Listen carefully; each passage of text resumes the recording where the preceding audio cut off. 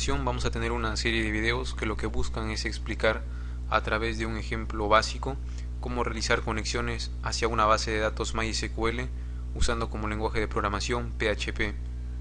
Estos videos van a ser recomendados para personas que están aprendiendo recién a administrar bases de datos MySQL y asimismo están iniciándose en el aprendizaje de PHP. Nosotros no vamos a centrarnos mucho en lo que es el diseño de la página, para ello vamos a usar Bootstrap. En cambio vamos a centrarnos en aspectos básicos sobre cómo hacer para que un usuario inicie sesión, para que un usuario pueda registrarse y que cuando inicie sesión asimismo pueda visitar distintas categorías según los permisos que se les hayan asignado. Es decir, vamos a tener un panel de administración donde los administradores podrán asignar permisos a los usuarios para ver determinadas categorías y restringir el acceso a otras categorías. En este caso las categorías van a ser simples páginas estáticas, pero los permisos van a ser otorgados desde el panel de administración para ver si un usuario está autorizado de verlo o no. Por lo tanto, para poder ver una página que se corresponde con una categoría, tiene que tener los permisos y tiene que tener lógicamente los datos de un usuario con tales permisos, para que pueda de esta forma iniciar sesión. Si no ha iniciado sesión no podrá ver ninguna de las categorías. Y bueno, esto que estoy aquí mostrando es el diseño de la página principal. Esto se puede lograr fácilmente usando Bootstrap y usando uno de los ejemplos que nos brindan en su página. Esta es la página principal de Bootstrap. Si venimos a esta sección y luego venimos a ejemplos, encontramos una serie de ejemplos y yo, si deseo, puedo tomar una plantilla como base. Aquí lo único que hago es darle clic derecho, ver código fuente de la página y copiar el código que aquí aparece dentro de nuestro editor de texto, que en este caso es Sublime Text. Y lo único que tengo que hacer es guardar esto con extensión HTML para obtener este resultado. Desde allí yo puedo cambiar el texto lógicamente. Y bueno, vamos a empezar desarrollando la base de datos. Por lo tanto, aquí tenemos código SQL para crear una base de datos MySQL. Lo que hacemos es, en la línea 3, crear la base de datos y luego usarla. Tenemos que decir que estamos usando esta base de datos para luego poder crear tablas sobre ella. La primera línea simplemente nos va a permitir ejecutar el SQL múltiples veces, es decir, cada vez que ejecutemos este script SQL se borrará la base de datos y volverá a crearse. Si no borrásemos la base de datos, tendríamos que, en vez de usar createTable, usar alterTable para alterar la estructura de las tablas en la base de datos. Si esto le parece confuso, debería ver la serie de videos que explica desde cero cómo desarrollar bases de datos y cómo modelarlas. Nosotros tendremos entonces una tabla para guardar información de los usuarios, que únicamente será el nombre de usuario y la contraseña. Tendremos una tabla para guardar datos adicionales asociados a cada usuario. Por ejemplo, aquí en usuario podríamos tener nombre de usuario y contraseña, y asociado a ese usuario tendríamos datos adicionales como su nombre real, su email, su año de nacimiento tal vez. Muy aparte tenemos las categorías, que únicamente van a ser nombres asociados a páginas estáticas de nuestro sitio. Luego tenemos los permisos, que lo único que van a hacer es relacionar usuarios con categorías. Por ejemplo, si existe un permiso del usuario 1 con la categoría 1, entonces este usuario podrá ver dicha categoría. Si no existe el permiso, entonces significa que no se le ha dado el permiso. Tenemos otra tabla que es tipos de usuario. Aquí solamente tendremos dos tipos, que son los usuarios comunes y corrientes y los administradores. Otra forma de manejar esto sería que, al menos como en este caso se trata de un ejemplo simple, en vez de crear una tabla para guardar usuarios y administradores, vamos a agregar dentro de nuestra tabla de usuarios un campo que va a ser de tipo lógico, de tipo booleano, que si está encendido entonces significa que es administrador y si está apagado entonces que es un usuario común y corriente. De esta forma vamos a evitar crear una tabla adicional. Nuestra tabla de usuarios tendrá dos campos, como ya mencionaba, donde el primer campo será el nombre de usuario, que será además la clave primaria de la tabla. Ambos campos van a ser de tipo varchar, es decir, cadenas con un tamaño variable. Como máximo, el usuario tendrá 45 caracteres y la contraseña de la misma forma. Es una tabla fuerte dado que no presenta claves foráneas respecto a otras tablas. Los datos personales son opcionales en realidad y van a estar asociados al usuario y la clave. Por lo tanto, la clave primaria de datos personales va a ser la misma que la de los usuarios. Usuario varchar 45. Y asimismo va a ser una clave primaria en esta tabla. Y aquí agregaremos los datos adicionales. Por ahora usaremos solamente estos dos campos adicionales. El campo nombre va a permitir al usuario guardar allí su nombre completo, tanto nombres como apellidos, y en email su email, pero estos dos campos últimos serán opcionales. La clave, en cambio, es un campo que tiene que estar siempre teniendo algún valor, por lo tanto diremos que es un campo no nulo.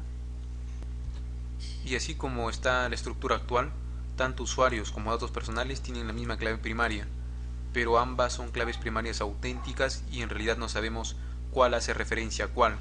Como los datos personales son opcionales, a diferencia de que los usuarios son una tabla fuerte que realmente debe existir, entonces aquí agregamos una clave foránea.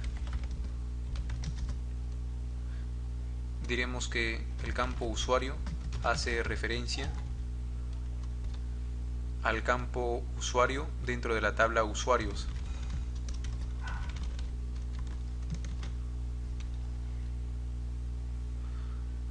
El campo usuario de la tabla actual hace referencia dentro de la tabla usuarios al campo usuario. De esta forma establecemos una relación identificatoria entre ambas tablas. Es decir, solamente puede existir una fila en datos personales o ninguna asociada a cada usuario. Las categorías simplemente se van a identificar por un ID, por un nombre de categoría y por un nombre de un archivo HTML, porque como les mencionaba, las categorías son solamente páginas estáticas y los permisos van a determinar a qué páginas puede acceder un usuario y a cuáles no. Entonces crearemos ID categoría, que será un entero autoincremental, siendo además la clave primaria de esta tabla.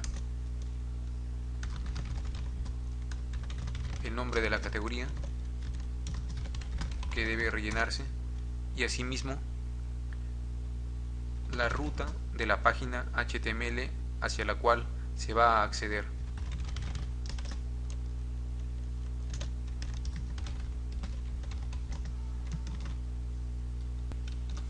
Y bueno, por último tenemos la tabla de permisos, que lo único que hace es relacionar usuarios con categorías, como ya mencionaba antes.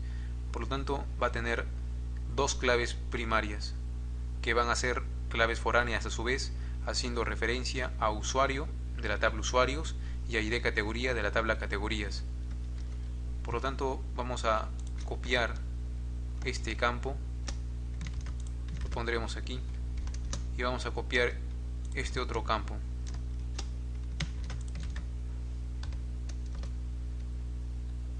Dije que ambos campos serían claves primarias, pero no puedo escribir aquí primary key, ya que se usa esa notación cuando solamente se trata de una clave primaria simple.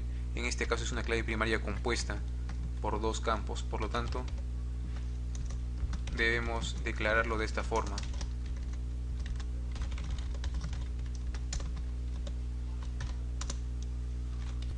Además, ambos campos son claves foráneas hacia otras tablas, por lo tanto vamos a copiar esta misma sintaxis de foreign key.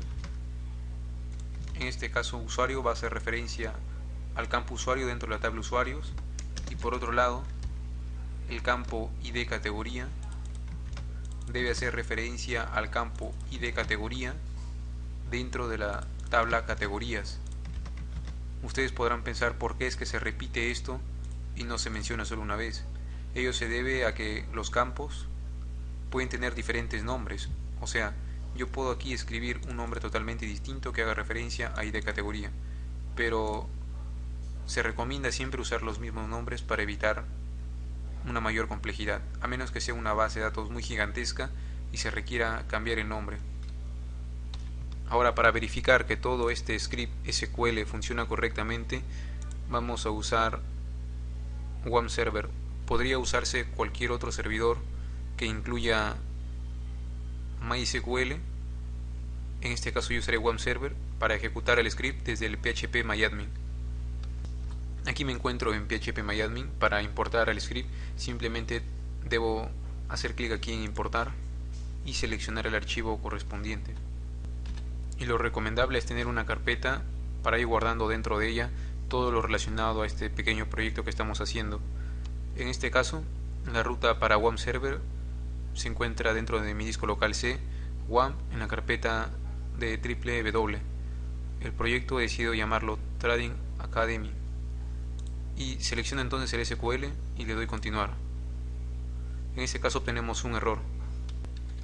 Si no me equivoco es porque hemos olvidado encerrar entre paréntesis el campo usuario aquí, y entonces de la misma forma debemos hacer con estos campos. Vamos a intentar ejecutar nuevamente.